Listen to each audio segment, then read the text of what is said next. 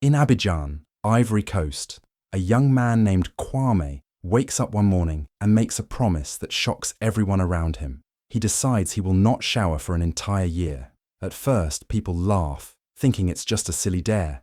His friends joke about it, neighbors keep their distance, and even his own family begs him to stop before he embarrasses them all. But Kwame doesn't change his mind. He keeps saying it's for something bigger, though he never explains what that means. Days turn into weeks, and the smell begins to follow him everywhere. He loses his job because no one wants to sit near him. His girlfriend walks away, shaking her head in disgust. Strangers record videos of him on the streets and post them online, turning him into a joke. People shout at him, call him names, even throw things. Yet Kwame refuses to give in.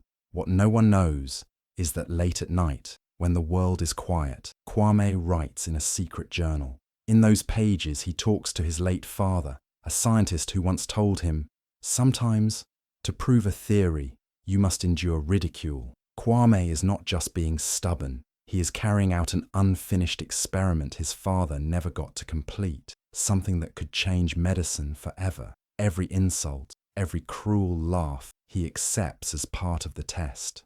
Everyone thinks he is losing his mind. Only Kwame knows he might be on the edge of making history. Day after day, Kwame's life begins to crumble around him. At first, people only laugh a little when they pass him on the street. Some whisper to each other and cover their noses, pretending it's just a joke. But as the weeks go by, his smell grows stronger, heavy like a cloud that moves with him wherever he goes. At work, his boss pulls him aside and says he cannot keep coming into the office. The customers complain, his co-workers avoid him, and soon the choice is simple: shower or lose your job. Kwame chooses his vow, and with that choice, he walks out carrying a small box of his belongings. The paycheck that once kept him afloat is gone. At home, his girlfriend tries to stay patient. She loves him, or at least she wants to, but she cannot understand why he is doing this to himself. She cries, begs him to explain, to tell her what something bigger really means. Kwame stays silent. One night, she packs her clothes, slams the door, and leaves him standing there in the dark. He doesn't chase after her. He simply sits down, writes in his journal, and tells his late father, another sacrifice has been made. On the streets, the humiliation grows worse. Strangers film him walking through markets, zooming in on his dirty clothes and his long, unwashed hair. The videos spread on social media, and soon everyone in Abidjan knows the man who refuses to shower. Children laugh at him. Taxi drivers refuse to pick him up. Vendors cover their noses when he passes. The whispers that once followed him slowly turn into insults. People no longer call him Kwame. They give him cruel nicknames like the walking trash or the human gutter. Some even throw plastic bottles at him and tell him to stay away. The bullying grows bolder. Groups of young men chase him down alleys, taunting him, daring him to fight back. But Kwame never raises his fists. He endures the mockery in silence, his eyes steady, his steps unbroken. He goes home each night to his tiny room, writes in his father's old notebook, and reminds himself that pain is part of the process. His father had told him once that real discoveries are not made in comfort, but in struggle. And Kwame, though broken on the outside, holds on to those words as if they are his shield. Even his family cannot bear it. His mother weeps when he comes to visit. She tells him he is bringing shame to their name, that people stop her on the street just to gossip about her son. His brothers refuse to sit in the same room with him. The smell too strong, the embarrassment too heavy. "Enough, Kwame," his uncle shouts one evening. "You are destroying yourself. And for what? Pride? Madness?" But Kwame only lowers his head and repeats the same line. It is for something bigger. His family throws up their hands in frustration, leaving him even more alone. Yet through all this loneliness, something strange begins to happen inside Kwame. Instead of breaking him, the insults start to make him stronger. The more people laugh, the more he believes in his secret mission. He knows the world cannot see what he is doing, not yet. He remembers his father's voice like an echo in his mind. The world will laugh before it listens. Each day he carries that sentence like a torch, guiding him through the darkness of ridicule.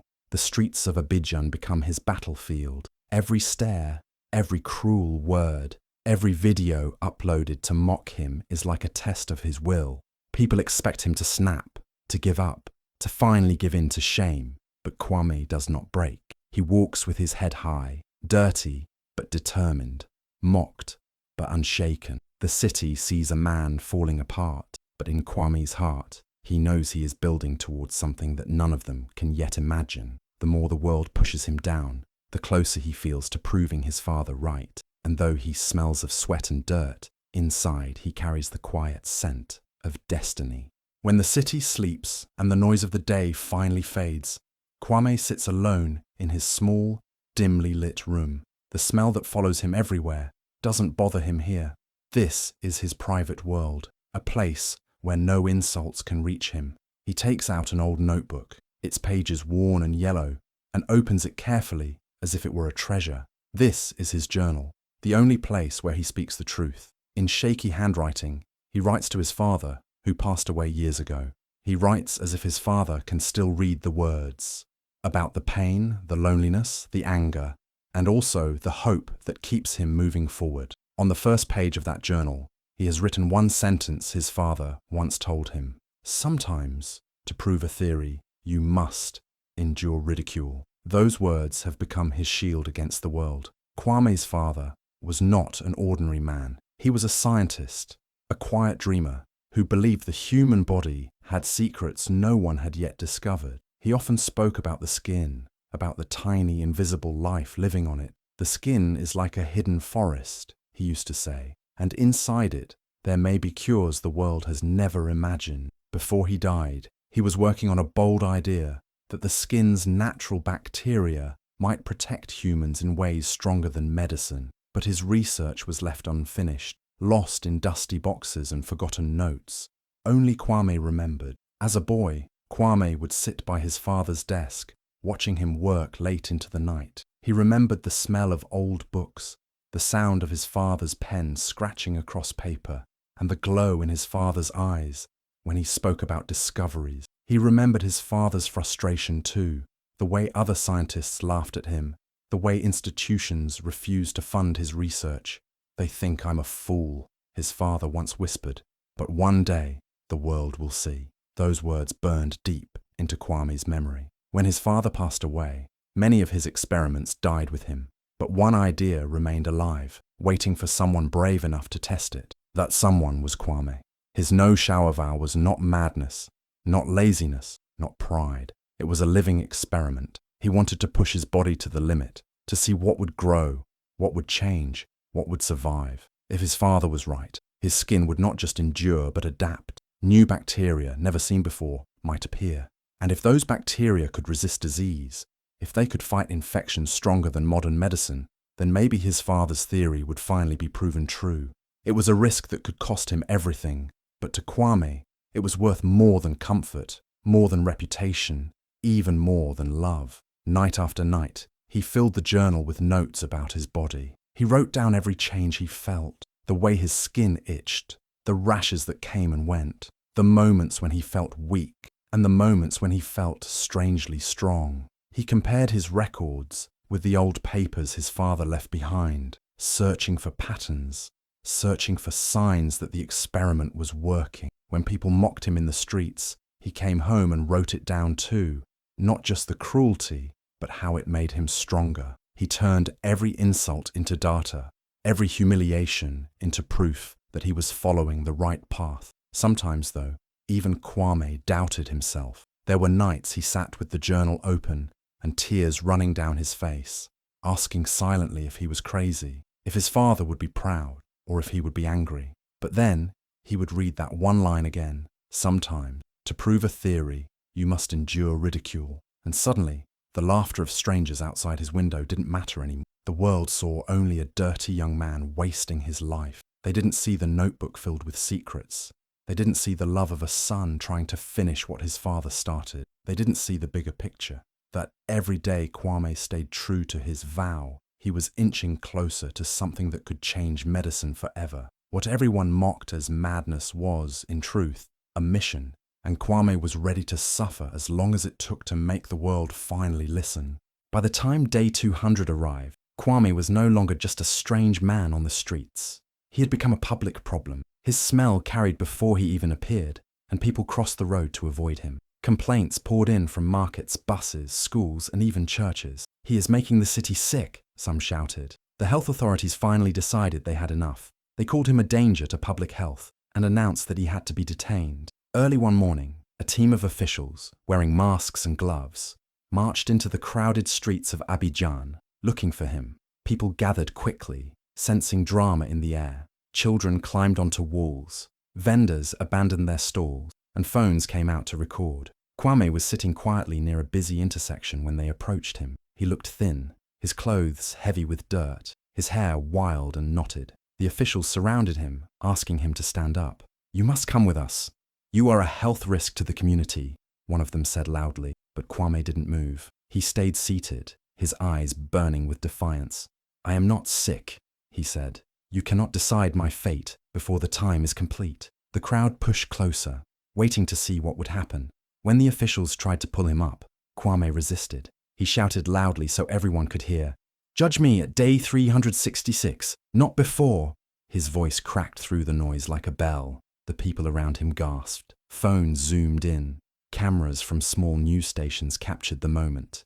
He repeated the words again and again, louder each time, until it felt less like a protest and more like a speech. The officials tried to drag him away, but the crowd began to shift. Some people who had mocked him before suddenly started cheering. Others clapped. Someone yelled, "Leave him! Let him finish what he started." The standoff grew tense. More police cars arrived. Sirens screamed. The crowd swelled until the whole street was blocked. Some people shouted insults. Others begged the authorities to let him go. It felt like the entire city had gathered to watch. Kwame, still struggling against the officials, raised his arms and shouted once more, "Judge me at day 366! That single line, caught perfectly on video, spread like fire. Within hours, it was on every phone in Abidjan. By the next morning, it was on TV screens across Ivory Coast. Within days, it had travelled across Africa. Social media exploded. Some called him a hero, a man standing up to authority. Others called him crazy, a fool poisoning himself and others. Memes flooded the internet. Journalists debated on live shows. Was Kwame a danger or a visionary? Hashtags like hashtag day366 and hashtag leave Kwame alone began trending. For the first time, his name was no longer whispered as a joke in the streets. He had become a symbol, a man willing to fight for his mysterious mission against all odds. The health authorities were forced to step back. They couldn't risk a riot. They left the scene that day with empty hands, their masks soaked in sweat, while Kwame walked slowly back into the crowd, lifted high by the noise of cheers and jeers. For the first time, he smiled, even though it was small and tired. The people didn't know the truth behind his vow, but they had given him something powerful: attention. The city that once tried to silence him now carried his story far beyond its borders. That night, in his little room, Kwame wrote in his journal again. His hands shook as he scribbled the words, "Father, they tried to stop me today, but the world is finally watching." He knew the road ahead would only get harder, but for the first time in 200 days, he didn't feel alone. The experiment was no longer hidden in the shadows. It was alive, burning in the eyes of millions who had seen him shout those words. Day 366 was no longer just his secret goal. It had become a countdown the whole continent was watching. On day 300, Kwame's body finally gave in to the weight of his vow. It was a hot afternoon in one of Abidjan's busiest markets, the air thick with the smell of spices, fish, and sweat.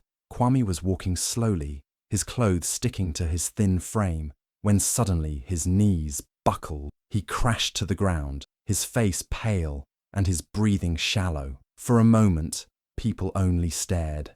Some thought it was another scene, another bit of drama from the man who refused to shower. But then, they saw he wasn't moving, and panic broke out. Vendors shouted for help, women screamed, and someone called an ambulance. When the doctors arrived, they handled him like a dangerous object, pulling on gloves and masks before lifting him onto a stretcher. "This man must be crawling with disease," one of them muttered as they rushed him through the crowd. People filmed the entire scene, their voices mixing with the sound of sirens. By the time Kwame reached the hospital, the video of him collapsing was already spreading online, with captions like, The dirty man finally breaks. Many believed this was the end of his crazy vow. Inside the hospital, the doctors prepared for the worst. They imagined infections covering his skin, bacteria rotting his body from the inside. They spoke about quarantine, about danger, about a man too stubborn to save himself. But when the tests came back, the room went silent. The results showed no deadly infections. His body was not weak, it was strong. His immune system was not collapsing, it was fighting harder than most. The doctors stared at the papers, confused. How could a man who hadn't showered in 300 days still be this healthy? Word spread quickly through the hospital corridors. Some doctors whispered that this could be a medical mystery worth studying. Others said it was impossible, that the machines must be wrong. But the more tests they ran, the clearer it became. Kwame's body was adapting.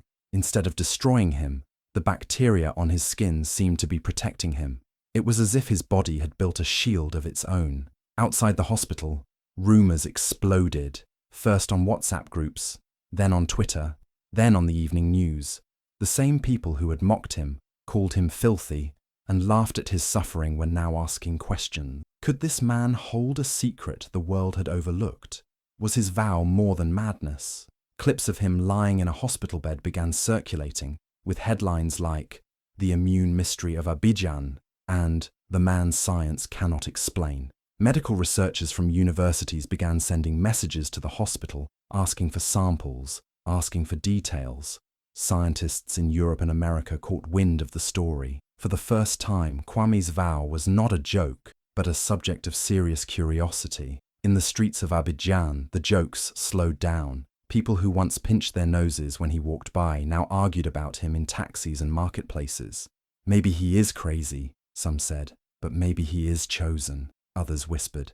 Lying in his hospital bed, weak but smiling faintly, Kwame wrote again in his journal. His hands shook as he put the words on paper. "Father, they thought I would break, but the truth is beginning to show." He could feel the shift happening around him. For 300 days, the world had only seen his suffering. Now, for the first time, they were starting to see his purpose. What happened in that hospital was more than a medical surprise. It was a turning point. The vow that had cost him his job, his love, his dignity, was finally showing its hidden power. And though his body was fragile, his spirit had never been stronger. Kwame knew now that day 366 would not just be the end of his promise. It could be the day the world finally understood why he had endured it all. As the final days of the year drew closer, Kwame's life changed in ways he could never have imagined. The man who was once chased, mocked, and insulted now found himself followed by crowds wherever he went. People who used to laugh at him now pulled out their phones to take pictures and videos, eager to capture every step he took. His name was on television, on radio shows, and all over the internet. Hashtags counting down to day 366 flooded social media. Strangers debated his fate in marketplaces and buses. Would he survive the full year, or would something dramatic happen on the last day? Journalists camped outside his small home, desperate for a glimpse or a comment. Reporters shouted questions every time he appeared. "Kwame, what is your secret? Are you afraid of day 366? What will happen when you shower again?" International media outlets began arriving too, flying in from Europe, America, and Asia to cover the story of the man who had not bathed in a year. Every time Kwame left his door, the flash of cameras blinded him. Scientists, both local and foreign, begged to take samples from his skin. They wanted swabs, blood, anything they could get to study his immune system. Some offered him money, others promised him fame. But Kwame often refused, saying only, "Wait until day 366. The more he refused, the more curious they became. Rumors spread wildly. Some claimed he had discovered a cure for deadly diseases. Others believed he was secretly taking medicine to protect himself. Conspiracy theories flooded social media, but the truth remained locked inside Kwame's journal. Even his family, who once abandoned him, came crawling back as the countdown ticked closer. His mother, who had cried in shame months ago, now held his hand in front of camera and said she had always trusted her son's mission. His brothers, who once mocked him, now stood proudly beside him in interviews, calling him a pioneer. Neighbors who once chased him away with insults now bragged that they had grown up with him. Kwame saw through it all, but he said nothing. He simply smiled politely, his eyes betraying a mixture of pain and quiet triumph. Day 366 became more than just a date on a calendar. It became an event the entire continent was waiting for. Posters went up in cities, news channels announced live broadcasts, and people placed bets about what would happen when he finally took that shower. Would he collapse? Would his body reject cleanliness after so long? Or would he reveal a discovery so great it could change medicine forever? In the middle of all this noise, Kwame remained calm. At night, when the cameras were gone and the voices outside had faded, he sat with his journal and wrote to his father. "They laughed, then they hated me. Now they follow me," he wrote. "But you were right, father. The world laughs before it listens." His body was tired, but his spirit was stronger than ever. With every passing day, the tension grew thicker, like the world was holding its breath. Day 366 was no longer just the end of a vow. It had become a global countdown, and everyone was waiting to see what Kwame would reveal when the final day arrived. Day 366 finally arrived, and the world held its breath. From morning until evening, people across Abidjan filled the streets. Giant screens were set up in markets and neighborhoods so that everyone could watch the historic moment. News crews from around the world crowded into the city, their cameras ready, their microphones waiting. For months, they had only spoken about the countdown. Now, the day was here. Inside a large conference hall, packed to the walls with journalists, scientists, and government officials, Kwame appeared. He walked slowly to the stage, wearing the same worn-out clothes he had worn for months, his hair wild, his face calm but tired. Flash after flash lit up the room as everyone tried to capture this moment. At the center of the stage stood a glass shower stall, prepared for him. The silence in the hall was so deep that even the sound of his footsteps echoed. For a long second, he just stood there, staring at the shower, before finally stepping inside. When the water came rushing down, people gasped. For the first time in a year, the dirt that had clung to his body began to wash away. Brown water swirled at his feet. The crowd held their breath as if watching history unfold in real time. Some whispered prayers, others cried. The man who had been mocked, hated, and celebrated was finally breaking his vow. When Kwame stepped out of the stall, wrapped in a clean white towel, the room erupted in applause and shouts. But what followed was bigger than the shower itself. A group of researchers took the stage and held up their findings. They explained that during the year, Kwame's skin had developed a new type of bacteria never seen before. This bacteria, tested in laboratory, had shown the ability to fight infections that even the strongest antibiotics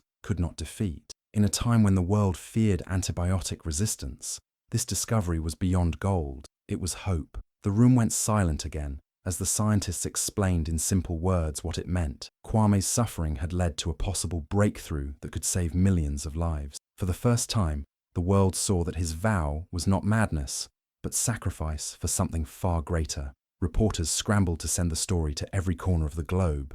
Headlines flashed on screens.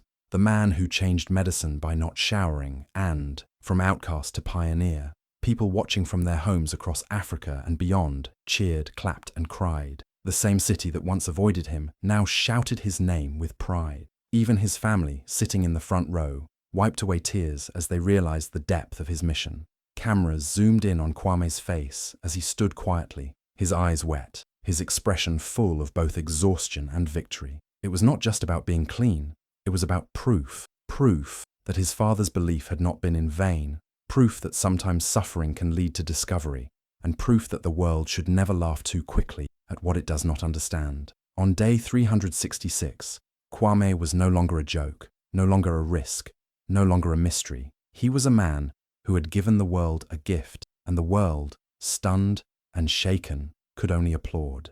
The applause inside the conference hall was thunderous. People stood on their feet, clapping, cheering, even chanting Kwame's name. Cameras flashed non-stop as he stood there wrapped in a towel, his body finally clean after a year of sacrifice. Reporters shouted questions. Microphones stretched toward him, but Kwame lifted his hand to quiet the room. Slowly, he reached into a small bag he had carried with him and pulled out a folded piece of paper. His hands trembled as he opened it, and for a moment the noise faded into silence. "This letter," Kwame said softly, "was written by my father before he died." His voice cracked, but he continued. "It says, 'The world will laugh before it listens.'" He held the paper high so the cameras could see. Tears filled his eyes as he smiled. The crowd erupted again, louder than before, as people finally understood what had driven him all along. His father's dream had lived through him, and today it was real. Across Abidjan, people who once mocked him now celebrated him as a hero. The same neighbors who covered their noses when he walked by were now praising him as a pioneer. His family wept with pride, clinging to him as if they had never doubted. Strangers filled the streets chanting, "Kwame! Kwame!" But in the middle of the noise, Kwame leaned his head down and whispered to himself, "They still don't know the real secret." His smile was calm, almost mysterious, as if he carried a truth bigger than anyone could imagine. The cameras didn't catch the whisper, but his eyes revealed it. Day 366 was not the end of the story. It was only the beginning.